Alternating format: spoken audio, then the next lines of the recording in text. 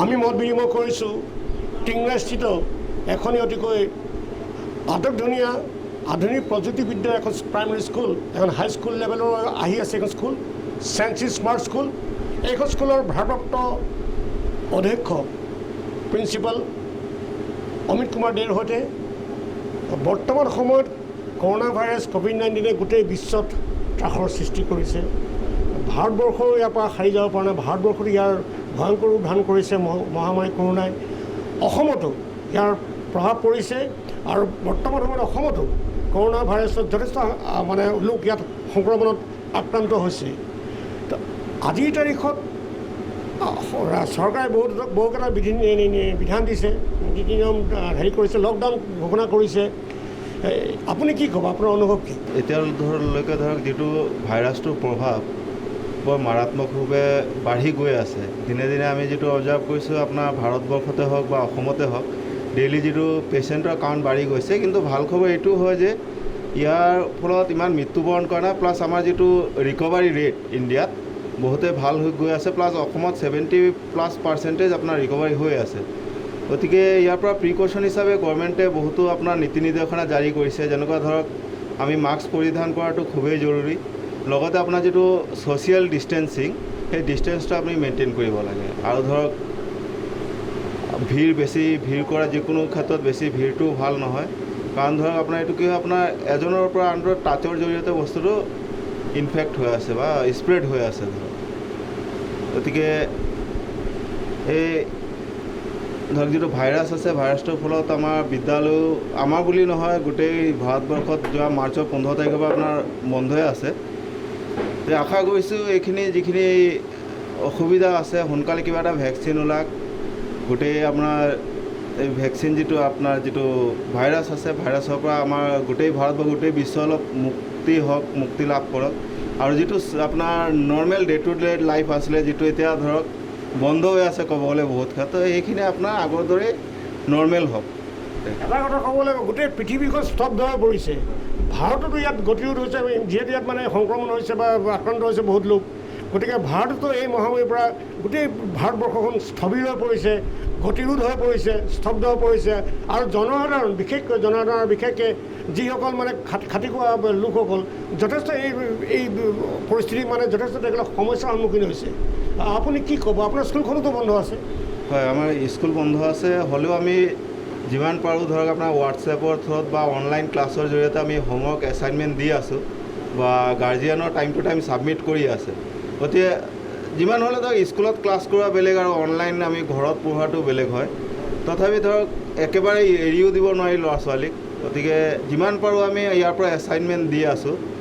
আৰু প্লাছ আপোনাৰ middle class যিখিনি আছে ধৰক বা মিডিল বা লোৱাৰ মিডিল ক্লাছ, তেওঁলোকৰ বহুতেই অসুবিধা হৈছে, কাৰণ আগৰ দৰে কাম বন নাইকিয়া হৈছে। বহুত ল'ৰা ছোৱালী ধৰক আপোনাৰ বাহিৰত আছিলে, আপোনাৰ এতিয়া কি হৈছে ঘৰৰ অভিমুখে আহিবলগীয়া হৈছে। আৰু ইয়াত ঘূৰা মিলি কৈছে কাম নাই, কাৰণ আপোনাৰ ধৰক আমাৰ ইয়াত ইণ্ডাষ্ট্ৰিও তেনেকৈ নাই, বা যিমান ইণ্ডাষ্ট্ৰি থাকিলেও ইণ্ডাষ্ট্ৰিখিনিও বন্ধ হৈ আছে। গতিকে আৰ্থিক দিশত মানুহ জৰুলা হৈ পৰিছে লাহে লাহে। এতিয়া ধৰক লাহে লাহে ওলাই আছে ধৰক আপোনাৰ আগৰ ছেভিং যিখিনি আছে যোৱা 3-4 মাহত মানুহৰ অলমষ্ট শেষ। এতিয়াৰ পৰাহে গম পোৱা গৈছে যে আপোনাৰ মাৰ্কেট খুলিছেও যদি মানুহ নাই, বা বহুতো ধৰণৰ অসুবিধা হৈছে ধৰক।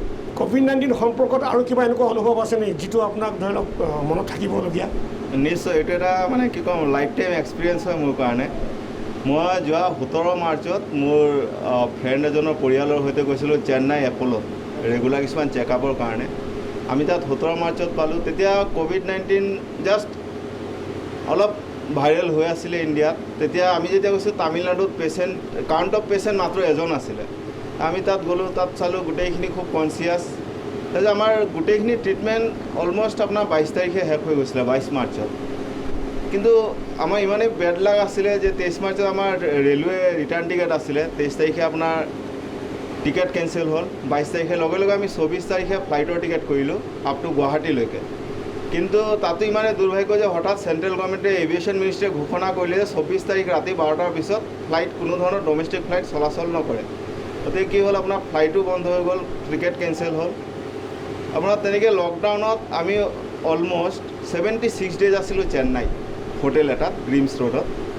আৰু সেই সময়ত আমি অসমৰ গভৰ্ণমেণ্টৰ লগতো বহুত ধৰণে যোগাযোগ কৰিছোঁ, টুইটাৰৰ জৰিয়তে হওক, ছ'চিয়েল মিডিয়াৰ জৰিয়তে হওক বা হোৱাটছএপৰ জৰিয়তে হওক। তেওঁলোকে টাইম টু টাইম ভাল ৰেছপঞ্চ দিছিলে।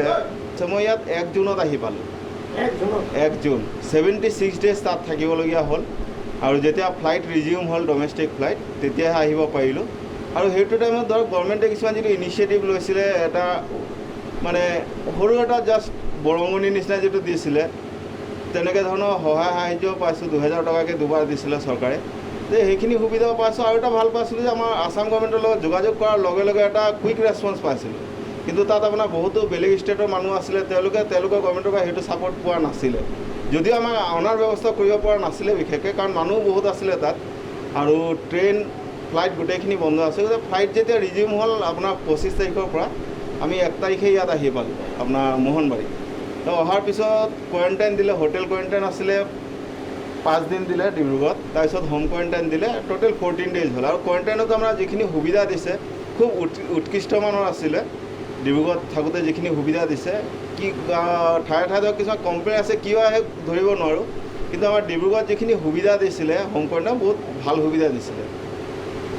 এটা খুব উল্লেখযোগ্য কথা তেখেতে কৈছে যে মাদ্ৰাজ চেন্নাইত থকাৰ সময়ত তাত আৰু বিভিন্ন ৰাজ্যৰ বিভিন্ন ঠাইৰ বহুত পেচেণ্ট আছিলে, ৰোগীসকল আছিলে তাত। কিন্তু তেখেতসকলৰ সেই ৰাজ্যৰ চৰকাৰবিলাকে হয়তো তেখেতসকলক ইমানখিনি কৰা নাছিলে যিমান আমাৰ অসম চৰকাৰে কৰিছে বুলি এখেতে কৈছে। কাৰণ দুবাৰকৈ তেখেতসকলে মানে কিছু সামৰিক সাহাৰ্য অলপ পাইছিলে। তাৰ উপৰিও অহা যোৱাৰ ব্যৱস্থা গোটেই অসমৰ ৰাজ্যৰ বিভিন্ন চেন্নাইত থকা আদিকে কৰি বিভিন্ন লোকসকলক অনাৰ ব্যৱস্থা আমাৰ অসম চৰকাৰে কৰিছিলে। আৰু তেখেত অসমলৈ আহি ডিব্ৰুগড়লৈ আহি ডিব্ৰুগড়তো যেতিয়া কোৱাৰেণ্টাইন কৰিছিলে, হোটেল কোৱাৰেণ্টাইন যেতিয়া কৰিছিলে ইয়াত, তাতো তেখেতক কৈছে যে খুব সুন্দৰ ব্যৱস্থা আছিলে, উৎকৃষ্টমানৰ ব্যৱস্থা আছিলে। গতিকে অসম চৰকাৰৰ এই ক্ষেত্ৰত আমি সকলোৱে শলাগ ল'ব লাগিব। দৃঢ়তাৰে COVID-19ৰ বিৰুদ্ধে অসম চৰকাৰে যুঁজ দিছে। গতিকে আমি আশা কৰিম অতি সোনকালে যি এটা পৰিস্থিতি উদ্ভৱ হৈছে, এই পৰিস্থিতিৰ পৰা গোটেই দেশ, গোটেই জাতি পৰিত্ৰাণ পাওক, মহামাৰীৰ কৰোণা ৰোগৰ নতুন কিবা দৰৱ ঔষধ উদ্ভাৱন হওক, আৰু গোটেই সমাজখন এই ৰোগৰ পৰা মুক্ত হওক। সাৱধানতা এই ৰোগৰ মূল মন্ত্ৰ। নিজে সতৰ্ক থাকক, সুৰক্ষিত থাকক, আৰু এই মহামাৰী ৰোগৰ পৰা নিজকে বচাই ৰাখক, নহয় জানো?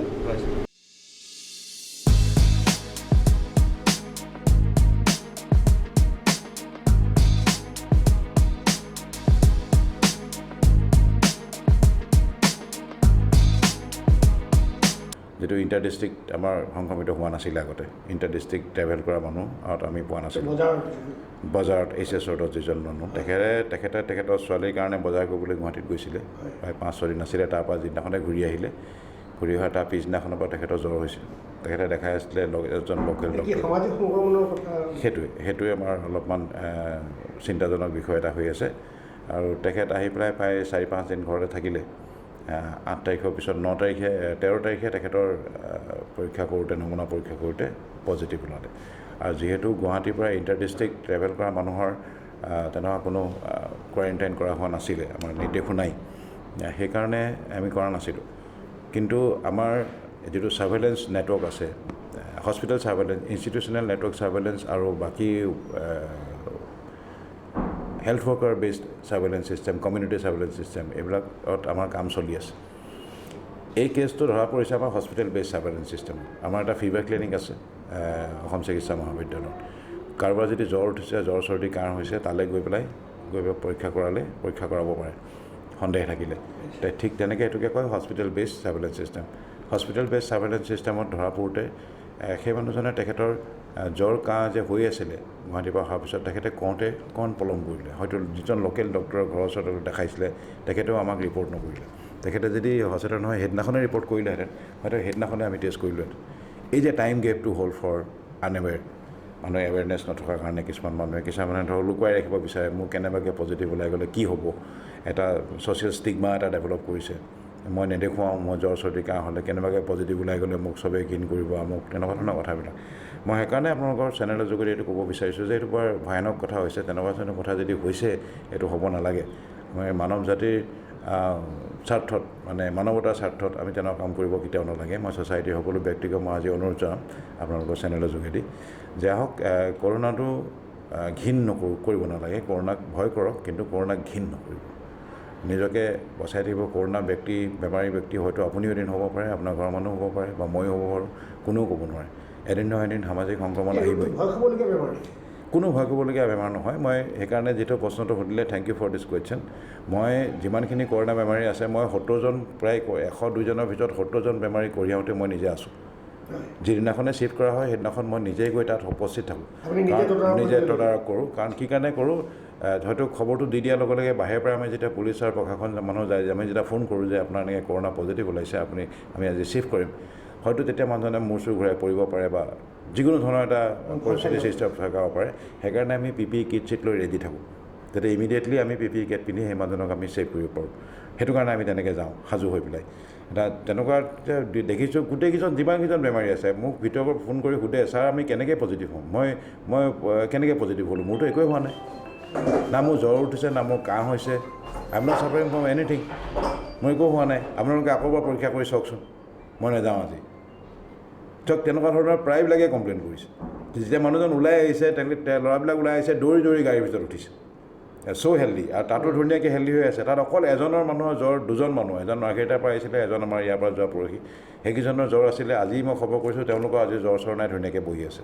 দে অল হেল এণ্ড হাৰ্টি। তেওঁলোকক নিয়মতে আমি হস্পিটেলাইজ কৰি ৰাখিব নালাগে। আমি কিয় ৰাখিছোঁ? কোনো চিমটমেই নাই তেখেতৰ, খালি সামাজিক সংক্ৰমণ হৈ পেলাই এচাম মানুহ, বয়সস্থ মানুহ বা হাইপাৰ টেনশ্যন ডায়েবেটিছ থকা মানুহলৈ এই বেমাৰটো বাগৰি গৈ পেলাই তেওঁলোকক মৃত্যু ঘটাব পাৰে। বয়সস্থ যিবিলাক ছাছেপ্টেবল মানুহ, তেনেকুৱা ধৰণৰ সংক্ৰমণ হৈ পেলাই বিপদত পেলাব পাৰে। সেইটোও হৈছে, কিন্তু আমাৰ দেশত এতিয়ালৈকে তেনেকুৱা ধৰণৰ ঘটনা ঘটা নাই। আৰু যিমানখিনি মানুহ মৰিছে, মৰাৰ ভিতৰত প্ৰায়ভাগে 1% মানুহে একচুৱেল কৰোণাত মৰিছে। কাৰণ কৰোণাত যিখিনি মানুহৰ মৃত্যু হৈছে বুলি ইতিমধ্যেও ঘোষণা হৈছে, সেইটো হৈছে কি কৰোণাত মৰা নহয়। ফৰ এক্সাম্পল মই আপোনাক আজি এটা কথা ক'ব বিচাৰিছোঁ। আমাৰ ডিব্ৰুগড় ডিষ্ট্ৰিক্টত সেইদিনাখন যিটো পজিটিভ কেছ ডেথ হৈছে বুলি ওলাইছে, তাৰে হিচাপে ক'বলৈ ওলাইছোঁ। সেই মানুহজন সেনা জোৱান, তেখেতসকলৰ 4জনৰ চেম্পুল আমালৈ আহিছিলে। 4জনৰ চেম্পুলৰ ভিতৰত তেওঁলোক 4জনেই পজিটিভ ওলাইছে। কিন্তু এই যিহেতু চেম্পুল পঠিওৱাৰ পিছত কেইদিনমান লাগে, আমাৰ 4-5 দিন সময় লাগে ৰিজাল্টটো পাবৰ কাৰণে, ইয়াত বেছি লোড হোৱাৰ কাৰণে। কি হ'ল, আমি ৰিজাল্টটো পোৱাৰ আগদিনাখনেই মানুহজনৰ মৃত্যু হ'ল। তেতিয়া আমি ভাবিলোঁ যে কি হ'ল, মই যেতিয়া ফোন কৰি খবৰ ল'লোঁ, বোলে নহয় ছাৰ, সেই মানুহজন আজি 3 দিনৰ আগতে আৰ্মি হস্পিটেলত কোৱাৰেণ্টাইন হৈ আছিলে, কোৱাৰেণ্টাইন কেম্পৰ পৰা হস্পিটেললৈ চিফ্ট হ'ল। কাৰণ তেখেতৰ ছাডেনলি তেনেকৈ পৰি পেলাই হাইপাৰটেনছিভ আছিলে, ডায়েবেটিক আছিলে, প্ৰেছাৰটো অতিপাত বাঢ়ি গৈছিলে তেখেতৰ সেইকেইদিনত, বাঢ়ি পেলাই তেখেতৰ ব্লিডিং হৈ মূৰত হেমৰেজ হৈ পেলাই তেখেত আনকনচিয়াছ হৈ হস্পিটেলত ভৰ্তি হৈছিলে।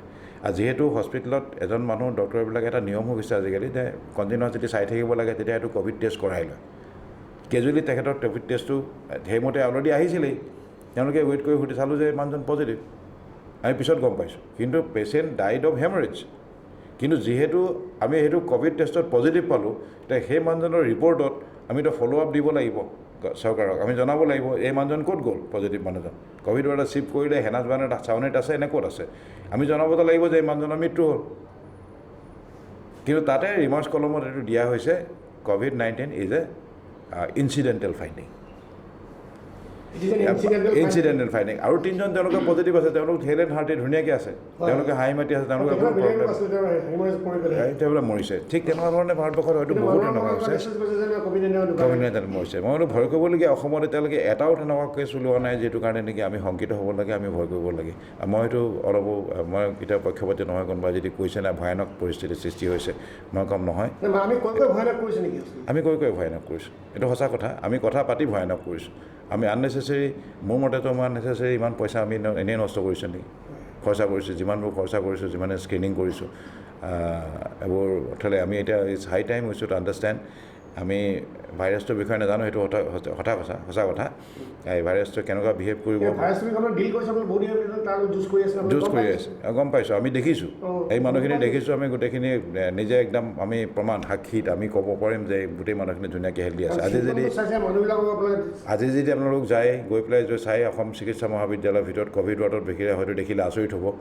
দে আৰ চ' হেল্ডি, দে ধুনীয়াকৈ বহি তেওঁলোকে কিতাপ পত্ৰ পঢ়ি ধুনীয়াকৈ আছে। মানে কিয় হৈ ওলাই অহা পেচেণ্ট এগৰাকীয়ে অসম চিকিৎসা যথেষ্ট প্ৰশংসা কৰিছে।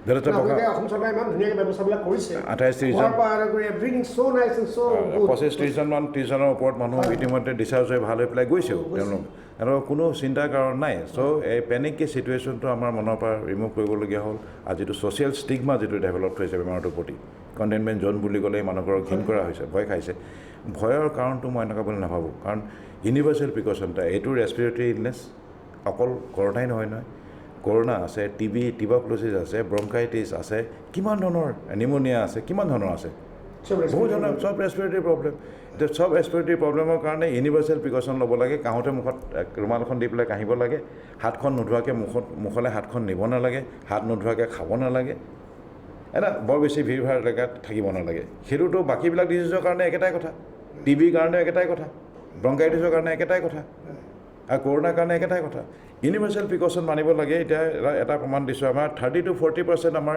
আগতে হৈ থকা বেমাৰ নাইকিয়া হৈ গ'ল ডিচেণ্ট্ৰি নাইকিয়া হৈ গ'ল ৰেছপিৰেটৰী ইলনেছ নাইকিয়া হ'ল ব্ৰংকাইটিছ নাইকিয়া হ'ল নিমনিয়া নাইকিয়া হ'ল বহুত কমি গ'ল 30 to 40% কমি গ'ল হস্পিটেলত মানুহেই নাই যিহেতু মানুহবিলাকে এতিয়া কৰোণা বুলি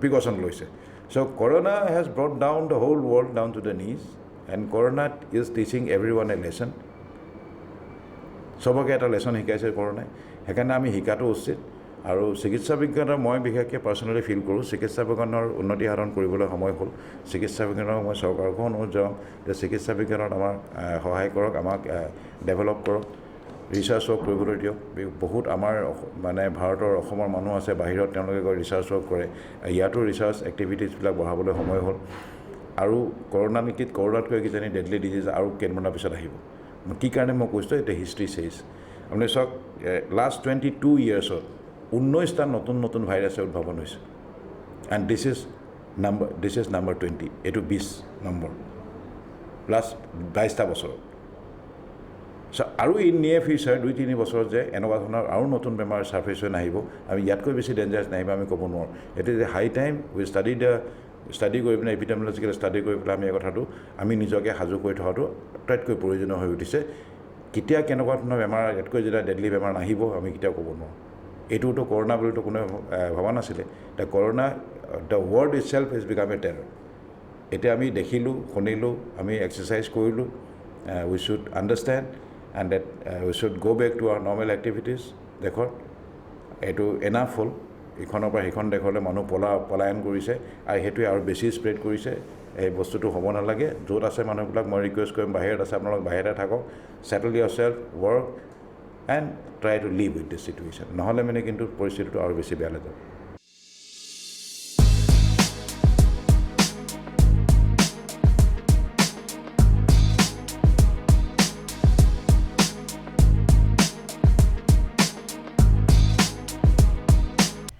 আমি বৰ্তমান সমগ্ৰ বিশ্ববাসী এটা কেৱল সংকট নহয় মহাসংকটত আছোঁ বা পৰিছোঁ এই বিষয়ে আপোনালোকৰ সকলোৰে জ্ঞাত কিন্তু এনেধৰণৰ অসুবিধাবিলাকৰ পৰিলেও আমিতো মানৱ জাতিক আমি শেষ হৈ যাবলৈ দিব নোৱাৰোঁ আমি সংকল্পবদ্ধ হ'ব লাগিব মই কেইটামান গীত লিখিছিলোঁ এই বিষয়ে আৰু সেই গীতকেইটা মই আপোনাক প্ৰথমতে পাঠ কৰি দিম আৰু পাঠ কৰি দিয়াৰ আগতে সকলোলৈ বিনম্ৰভাৱে সেৱা জনাইছোঁ যে যদিও বিশ্বৰ কিছু দেশৰ তুলনাত আমাৰ ভাৰতবৰ্ষ আৰু অসমত এই কৰোণাই ইমান প্ৰভাৱ বিস্তাৰ কৰিব নাই পৰা বুলি ৰাইজে ভাবিছে কিন্তু প্ৰভাৱ বিস্তাৰ কৰিবলৈ বেছি সময় নালাগে যদিহে আমি সচেতন নহওঁ আমি যদি নিজে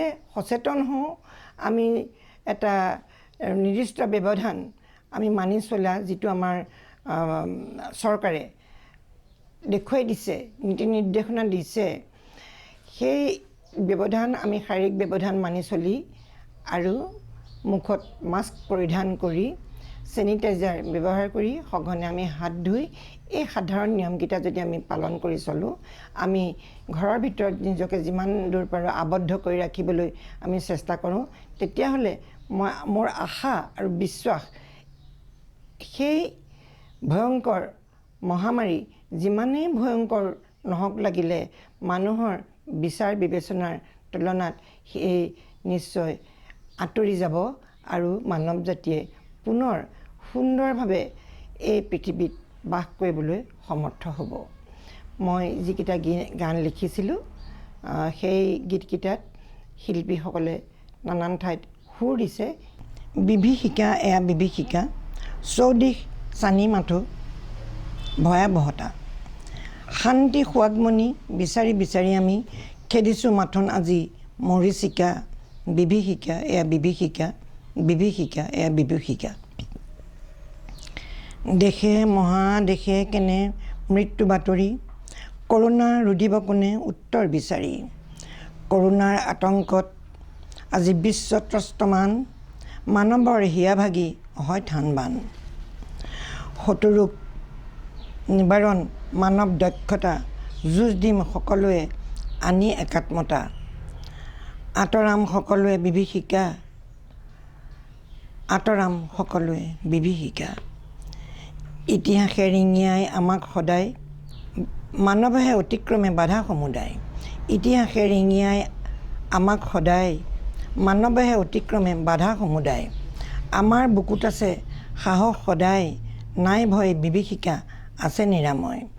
চেতনাৰে মানৱৰ মানৱীয়, প্ৰবল ইচ্ছাৰে আমি অপৰাজেয়, অতিক্ৰম কৰিমেই ভয়াৱহতা, সুন্দৰ সুশোভন অৱবাহিকা, নাই নাই নাই ভয় বিভীষিকা, নাই নাই নাই ভয় বিভীষিকা, নাই নাই নাই ভয় বিভীষিকা।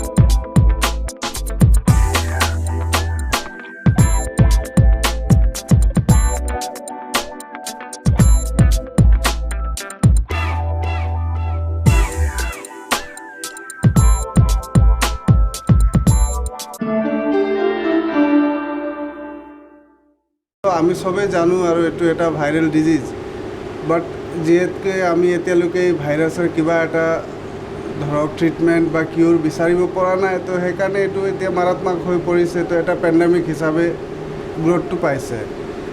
তো এতিয়া এই কৰোণা ভাইৰাছৰ অহাৰ পিছত আৰু আগৰ যেতিয়া আমি চাওঁ এডুকেশ্যন ছেক্টৰটো বহুত বেছি এফেক্ট হৈছে। তো আমাৰ যিটো ৱৰ্কিংছ আছিলে, বিজনেছ আছিলে, এডুকেশ্যন ৰিলেটেড আছিলে ফাৰ্ষ্ট। তাৰপিছত আমি ইন জেনেৰেলত ধৰক কমিউনিকেশ্যন হওক আৰু এনেই জেনেৰেল ডে বাই ডে মাৰ্কেট হওক, চব ফালে লাহে লাহে কেলৈ মানুহ যাব নোৱাৰিলে একো বিজনেছে নহ'ব, একো কামেই নহ'ব। তো য'ত মানুহ ব্লকেড হৈ গ'ল মানে আমাৰ চবখিনি আমি ব্লকেজ হৈ গ'লোঁ, মানে নিজৰ গ্ৰথটো আমি নিজেই বান্ধি ল'লোঁ টাইপ হৈ গ'ল। তো এনেকুৱা অৱস্থাত আমাৰ যিটো স্কুলছ আছিলে আমাৰ ফ্ৰেঞ্চাইজিজ আছে, এই ফ্ৰেঞ্চাইজ স্কুলখিনিও কাফি দিগদাৰী পাইছে, প্ৰব্লেম পাইছে। অনৰে ৰেণ্ট বিচাৰে, স্কুলৰ ষ্টুডেণ্ট আহিব নোৱাৰে, আকৌ আমাৰ ৰয়েলটি সিহঁতি বিয়াৰ কৰিবলগীয়া হৈ যায়। তো এইখিনি ধেৰ কথা আহি গ'ল। তো সিহঁতক কেনেকৈ এনকাৰেজ কৰিম, এইটো এটা আছিলে ফাৰ্ষ্ট আমাৰ ডিউৰিং দিছ লকডাউন, যে আমাৰ স্কুলৰ ষ্টুডেণ্টৰ যি লোকচান হৈ আছে এইটো কেনেকুৱাকৈ আমি মেট আপ কৰিম, আমাৰ যি ফ্ৰেঞ্চাইজ পাৰ্টনাৰ আছে সিহঁতৰ কেনেকৈ মেট আপ কৰিম।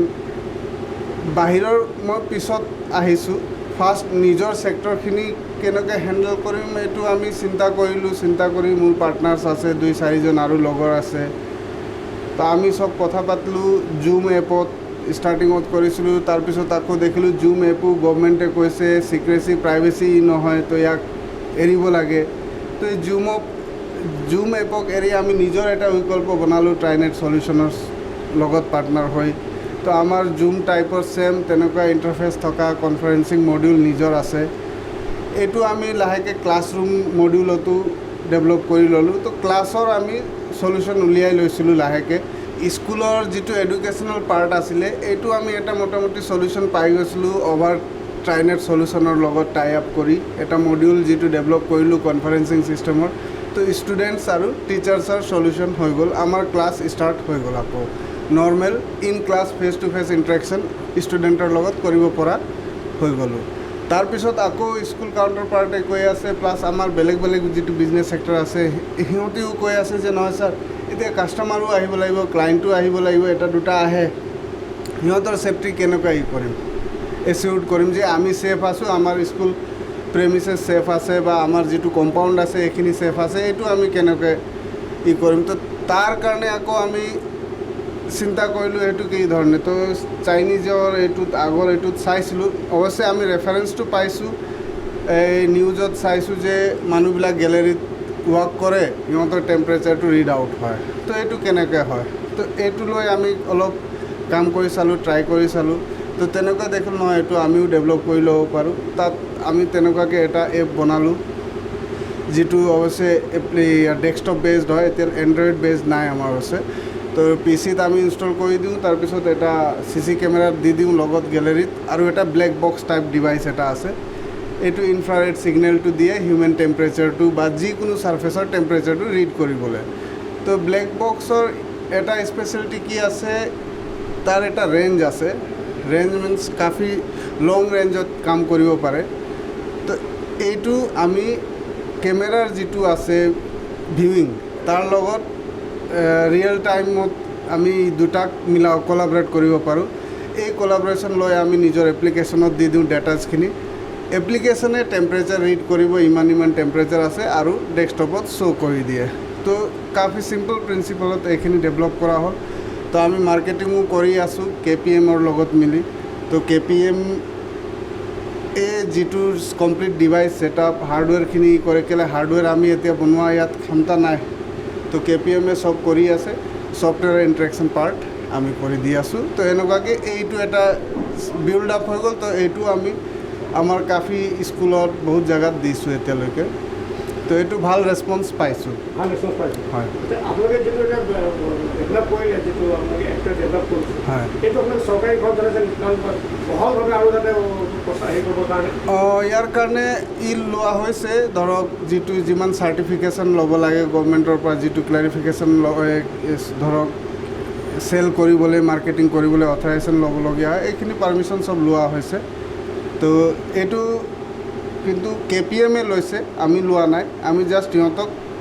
ছাপৰ্টহে কৰি আছোঁ ক'ব পাৰি এতিয়া এইটো মানে কিমান খৰচ কৰিব পাৰে এইটো হৈছে ব্লেক বক্স কষ্টলি হৈ যায় অলপ তাত ব্লেক বক্সৰ লগাই ধৰক 5ৰ পৰা ষ্টাৰ্ট কৰিব পাৰি তাৰপিছত ৰেঞ্জ চাই এৰিয়া চাই নাম্বাৰ অফ ইউজাৰ্ছ কিমান এট এ টাইম ৰিড কৰিব লাগে সেইটো চাই আকৌ প্ৰাইচিংছটো চেঞ্জ হ'ব ডিফাৰেণ্ট তাৰমানে এইটোতো যিমান মানুহ আহিব হাজাৰ মানুহ সোমালে চবৰে টেম্পাৰেচাৰ চবৰে ৰেট হ'ব সেইটো মানে লাৰ্জ স্কেলত হ'ব লাৰ্জ স্কেলত হ'ব এইটো কোনো লিমিটেশ্যনছ নাই বাট ধৰক কোনোবা 5 lakhs একদম ষ্টাৰ্ট বেছিক টু লং কয় তেতিয়া হয়তো এপ্লিকেশ্যনত এতিয়া ৰিষ্ট্ৰিকশ্যন হৈ যাব যে ধৰক 25 users at a time read কৰিব আপোনাক লাগে 500 ইউজাৰ একেবাৰে তেনেহ'লে আমি এপ্লিকেশ্যনৰ ডাইনামিক্সটো অলপ চেঞ্জ কৰিব লাগিব এইটো অলপ কষ্টিংটো তেতিয়া বাঢ়িব যাব এপ্লিকেশ্যনৰ ওপৰত বাঢ়িব কিমান মানুহ আপোনালোকে এদিনত ৰিড আপ কৰিব পাৰে হয় যেনেকুৱা ধৰক কেমেৰাৰ মেগাপিক্সেল হৈ গ'ল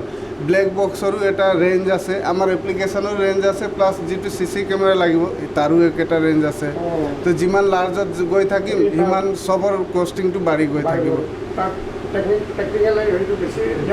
ডেভেলপ হৈ গ'ল আৰু এতিয়া এইটো এটা হৈ গ'ল প্লাছ এতিয়া ৰিচেণ্টলি আমি আৰু এটা বনালোঁ ডিছইনফেক্ট যিটো থাকে ধৰক এতিয়া আমি মানুহ আহিলোঁ কাপোৰ খুলি ঘৰত গা ধুব লাগিব কিমান এনেকুৱা কৰিম তো এনেকুৱা সৰু হোম ইউজৰ কাৰণে সৰু ধৰক 4,000 5,000ত যিটো মেচিনছ থাকে এই ডিছইনফেক্টেড মেচিন হৈ গ'লে এইখিনি আহিলে এইখিনি আমি ডেভেলপ কৰিছোঁ কেইটামান তাৰপিছত গেট লাৰ্জ স্কেলত যদি ধৰক হস্পিটেলছ আছে এয়াৰপৰ্ট আছে এইখিনিৰ কাৰণে বা ডাঙৰ স্কুলছ আছে অফিচেছ আছে সিহঁতৰ কাৰণে এটা কমপ্লিট গেট ছেটআপ কৰি দিয়া আছে গেটত ৱাক থ্ৰু কৰিলে কমপ্লিট ডিছইনফেক্টেড হৈ যাব এইখিনি তাৰো আমি ডিভাইচৰ এপ্ৰুভেলো পালোঁ তো প্ৰডাক্টটো এতিয়া মাৰ্কেট কৰিব পাৰিম হৈছে সেইকেইটা আপোনাৰ হৈ গৈছে এইটো হৈ গৈছে এইখিনি আপুনি অসমত কৰিবলৈ গৈ আছে নেকি নে বাহিৰত অসমত নহয় বাহিৰত গৈছে এতিয়া ধৰক অৰুণাচল গভৰ্ণমেণ্টতো গৈ আছে অৰুণাচল গভৰ্ণমেণ্টে অভিয়াছলি ধৰক ফাৰ্ষ্ট আমাৰ যিটো কাষ্টমাৰ ক'ব পাৰোঁ অৰুণাচল গভৰ্ণমেণ্টে হয় আৰু এই যিটো ৰিডাৰ যিটো ক'লোঁ আমি ফিভাৰ যিটো মিটাৰ ৰিড কৰে এইটো অৰুণাচলত গৈছে হয় আৰু এতিয়া ডিছইনফেক্টেণ্ট গেটো ল'ব চাগে কথা হৈ আছে আৰু কিন্তু তেতিয়ালৈকে প্ৰডাক্ট ৰেডি নাছিলে চাৰ্টিফিকেশ্যন চোৱা নাছিলে আমি দিব পৰা নাছিলোঁ এতিয়া এইখিনিও চব হৈ গ'ল তো এতিয়া আমি ইজিলি এইটো মাৰ্কেট আমি এটা কথা ক'ব পাৰিম মানে যে অৰুণাচল প্ৰদেশ আৰু উত্তৰ পূব মানে আপুনি যিখিনি ডিভাইচ এতিয়া ডেভেলপ কৰিছে যিখিনি এপ ডেভেলপ কৰিছে মানে উপকৃত হ'ব দে উইল বেনিফিট হয় এইটো ইন লাৰ্জ যদি আমাক গভৰ্ণমেণ্টে সহায় কৰে অলপ যদি কণ্ট্ৰিবিউশ্যন দিয়ে আমাক তেতিয়া নিশ্চয় আমি আৰু ভালকৈ কৰিব পাৰোঁ কেলৈ এতিয়া আমাৰ লিমিটেড চ'ৰ্চ আমি নিজৰ যিখিনি জানো আমি বাহিৰত দিবলগীয়া হয় বাহিৰৰ পৰা আকৌ এইখিনি মাৰ্কেটিং কৰি আহে তো ঘূৰি আহি যায় তো ইয়াত অলপ ছাপৰ্ট পালে আমি নিজে ইয়াতে ডেভেলপ কৰি মেলি আমাৰ ইয়াৰে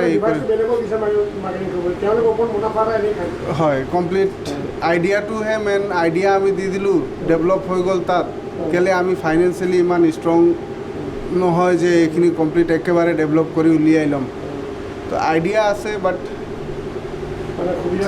সুবিধা লাগিব আৰু ছাপৰ্ট এটা লাগিব তো এতিয়া লাহে লাহে ট্ৰাই কৰি আছোঁ এতিয়া COVID-19 আমি কৈ আছোঁ যে দল কোনো না কোনো অসম নহয় আমি যুদ্ধ কৰি আছোঁ কেতিয়াবা নিৰ্দিষ্ট নিয়ম নেকি গতিকে আহি থকা দিনত আপুনিও এটা যুদ্ধই কৰিছে আচলতে COVID-19 চ' আহি থকা দিনত আপুনি কি ক'ব যে উইন দ্য বেটল নহয় আমি নিশ্চয় এতিয়া আমি অলমষ্ট উইন হ'লোৱে মইতো ক'ব যদি কৰোঁ কেলৈ আমি যেতিয়া COVID-19 কৰোণা ভাইৰাছ ষ্টাৰ্টিং ফেজত আপুনি যেতিয়া চাই আমি পাব্লিক কিমান ভয়ত আছিলে আমি ভয়ত আছিলোঁ মানে ধৰক কোনোবা যদি ইয়াত ডিটেনশ্যন কেম্পত আহিলে তেতিয়া আমি তাক একদম ভয়ত নাযাওঁৱে ওচৰত কিন্তু এতিয়া ভয় ভাৱটো গুচি গ'ল ভয় ভাৱ গুচি যোৱা মানে আমি এক প্ৰকাৰৰ উইন হ'লোৱে তো এতিয়া আৰু ইয়াত মই এইবিলাক লকডাউনো ধৰক এতিয়া নেচেচেৰী হয় দৰকাৰী বুলি নাভাবোঁ কেলৈ এতিয়া ৰাইজেও কাফি ধৰক এৱেৰ হৈ গ'ল জনা হৈ গ'ল নিজে নিজৰ কেয়াৰটো ল'ব পৰা ইভেন এতিয়া 2-4 বছৰৰ ল'ৰাক চালেও সিহঁতে হেণ্ডশ্বেক কৰিব নিবিচাৰে নমস্তে কৰে মিনছ সিহঁতৰ এটা থিংকিং আহি গ'ল যে নহয় আমি এতিয়া অলপ আঁতৰত থাকিব লাগে ডিষ্টেঞ্চ মেইনটেইন কৰিব লাগে তো এইটো হ'লেতো আমি চব ছেফে আৰু তো almost we have one the battle এতিয়া জাষ্ট মানে যিটো ৰেচিডিউল আছে এইখিনি ক্লিন কৰি আছোঁ আৰু আমি আশা কৰিছোঁ আমি যি যুদ্ধ COVID-19 কৰি আছোঁ যিটো আমি অৱতাৰণা হৈছোঁ আমি যুদ্ধ আপুনি কোৱাৰ অতি সোনকালে আমি যুদ্ধ হ'ব অৱতীৰ্ণ হয় আমি উত্তীৰ্ণ হ'ম চাৰ্টেনলি উইল পাছ হয় ছাকচিড হৈ যাম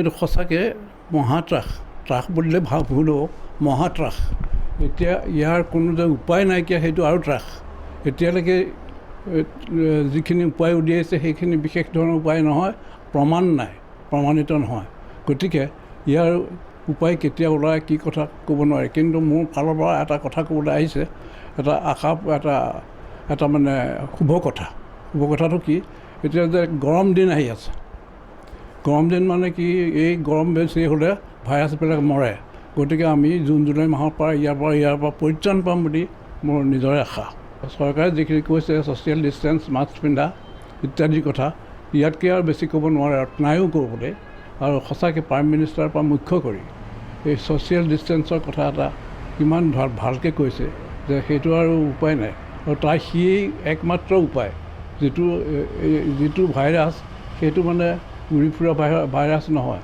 সেইটো মানে 1 মিটাৰ ভিতৰতে চব চেছ হয়।